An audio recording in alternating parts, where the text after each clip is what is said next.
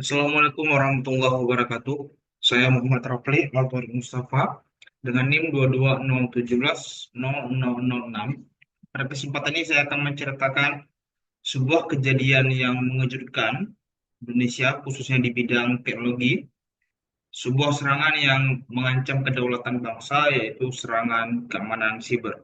Pada kesempatan ini saya akan menceritakan mengenai salah satu kejadian serangan siber yang terjadi di instansi besar Indonesia, instansi yang menangani perkara-perkara hukum yang menuntut segala para penjahat, koruptor, dan kriminal lainnya. Tidak lain adalah instansi Kejaksaan Agung. Bagaimana kejadian peretasan tersebut? Apa yang dirugikan dari peretasan tersebut dan metode seperti apa yang digunakan oleh hacker akan kita bahas selanjutnya. Baik, yang pertama kronologi kasusnya itu peretasan yang terjadi terhadap Kejaksaan Agung Republik Indonesia itu pertama kali terungkap pada tahun 2021. Dan terungkapnya kasus ini itu ketika para pegawai atau SDM Kejaksaan Agung yang menangani bidang IT melihat adanya kebocoran data yang dijual oleh hacker di grup para hacker lainnya atau grup penjualan data-data ilegal. Dia menjual data-data dari Kejaksaan Agung. Data-data yang dijual di antara data kepegawaian, kemudian dokumen-dokumen kasus, perkara yang sedang berjalan, perkara yang sedang diperiksa maupun yang akan diperiksa. Hal ini tentu sangat merugikan dari Kejaksaan Agung sendiri, karena tentunya data-data itu, sebagian besar dari data tersebut harusnya tidak menjadi konsumsi publik, namun menjadi data pribadi yang dikelola oleh Kejaksaan Agung.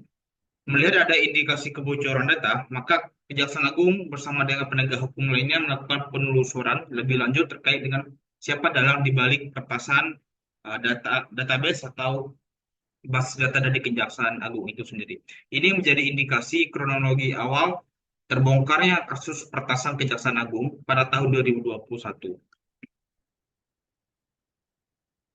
Nah, sebelum saya membahas mengenai jenis serangannya, ketika Kejaksaan Agung bekerja sama dengan Badan Siber Sandi Negara, ternyata dia telah melacak seorang yang telah meretas database Kejaksaan Agung adalah seorang anak yang ternyata belum cukup umur, masih berumur 16 tahun atau kurang lebih kelas 2 atau kelas 3 sekolah menengah atas. Saat itu anak tersebut bersekolah di MAN yang ada di Palembang, yang ada di Sumatera Selatan. Nah, melihat hal tersebut, kemudian Kejaksaan Agung bersama dengan kepolisian menurunkan tim untuk datang ke rumah anak tersebut dan menjumpai dia dan orang tuanya. Kemudian mereka dibawa ke Kejaksaan Agung yang ada di pusat, kemudian diwawancarai dan lain sebagainya. Mengingat anak tersebut masih di bawah umur, maka Jaksa Agung pada saat itu melakukan tindakan yang dinamakan restoratif justice atau penyelesaian perkara secara kekeluargaan, secara musyawarah, tidak dikenakan pasal pidana terhadap anak tersebut karena mengingat dia masih di bawah umur. Kemudian dia dan orang tuanya juga telah menandatangani surat perjanjian untuk tidak lagi melakukan hal tersebut. Meskipun versi Kejaksaan Agung mengatakan bahwa data-data yang bocor atau data-data yang dijual oleh pertas tersebut ke forum pertas internasional itu merupakan data-data yang sudah lama gitu ya. Tapi tetap saja itu merupakan bagian daripada tindakan kriminal atau tindakan ilegal yang menyalahi peraturan perundang-undangan. Dan dari literatur yang saya baca, ternyata anak itu sekarang dipekerjakan juga oleh Kejaksaan Agung sebagai tim IT dari Kejaksaan Agung. Anak tersebut menggunakan nama atau nama samaran yaitu Gus Nero. Nah, ketika diselidiki lebih lanjut, ternyata jenis serangan yang dilakukan oleh peretas tersebut dalam meretas situs Kejaksaan Agung adalah jenis serangan ransomware dengan nama ransom EXX.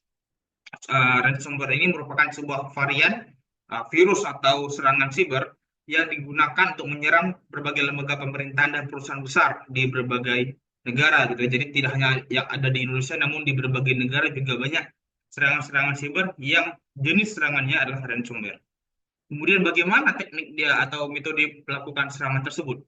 Nah, teknik ransomware ini identik dengan mengunci atau mengenkripsi sebuah sistem atau sebuah data yang ada milik sebuah instansi. Kemudian kunci tersebut hanya dimiliki oleh sang peretas.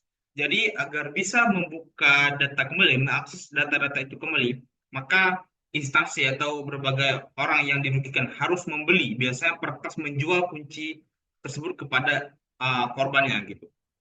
Tentu saja ini sangat merugikan negara, apalagi harga yang diberikan juga sangat fantastis, gitu ya. Kemungkinan dua gitu. Kalau misalnya negara membeli, maka negara tunduk atau kalah terhadap para peretas. Tapi kalau negara tidak membeli, maka dampak juga lebih besar. Yang pertama, negara bisa kehilangan data karena data tersebut tetap dikunci dan tidak diberikan akses kuncinya. Yang kedua, data-data yang dikunci tadi dijual kepada forum-forum peretas lainnya, sehingga menjadi data yang harusnya rahasia jadi terpublikasi seperti itu. Maka ini menjadi dilema juga bagi korbannya seperti itu. Nah, ini merupakan kunci atau ciri daripada metode hacking pertasan ransomware itu sendiri gitu. Biasanya ransomware ini masuk ke dalam sistem atau dalam perangkat melalui virus maupun melalui phishing yang mungkin tanpa disadari oleh pegawainya. Kemudian apa langkah-langkah yang diambil oleh Kejaksaan Agung untuk melakukan pemulihan terkait dengan keamanan database yang telah diretas tadi? Maka dari arahan Jaksa Agung, dia memerintahkan tim keamanan siber Kejaksaan Agung untuk melakukan langkah-langkah seperti mengisolasi sistem yang telah terinfeksi agar mencegah penyebaran virus ransomware tadi menyebar ke data-data yang lainnya gitu. Karena mungkin tidak secara keseluruhan data tersebut berhasil dikunci gitu ya oleh Pertas Gusnero. Kemudian langkah selanjutnya adalah menyelidiki faktor serangan apa saja, serta memperbaiki kerentanan keamanan yang dieksploitasi peretas. Jadi saya kira ini menjadi salah satu tantangan dan kelemahan juga dari instansi kita, bahwasanya ketika diserang baru dia melakukan perbaikan atau melakukan antisipasi keamanan gitu. Ketika belum diserang, ketika belum menjadi korban, mereka lalai seperti itu ya. Kemudian langkah yang diambil oleh Kejaksaan Agung adalah memulihkan kembali data dari uh, data backup, data cadangan yang tidak terpengaruh oleh ransomware sehingga mereka masih bisa menggunakan data cadangan. Nah, hal ini pun bisa dilakukan jika instansi atau para korban melakukan mencadangkan data-data mereka. Bagaimana dengan instansi yang tidak melakukan hal tersebut? Tentu ini sangat akan menjadi sebuah masalah besar bagi instansi atau korbannya. Selanjutnya, langkah yang diambil oleh Kejaksaan Agung adalah meningkatkan sistem keamanan dengan menerapkan autentikasi multifaktor, kemudian pembaruan sistem secara berkala, serta mengedukasi para pegawainya mengenai ancaman phishing dan keamanan siber. Itu merupakan langkah-langkah yang diambil oleh Kejaksaan Agung. Baik, saya pikir itu merupakan cerita dari peretasan yang terjadi pada tahun 2021 terhadap Kejaksaan Agung Republik Indonesia. Semoga dari kisah atau cerita peretasan tersebut bisa menjadi bahan pelajaran untuk meningkatkan kewaspadaan kita di dalam dunia digital. Terima kasih. Assalamualaikum warahmatullahi wabarakatuh.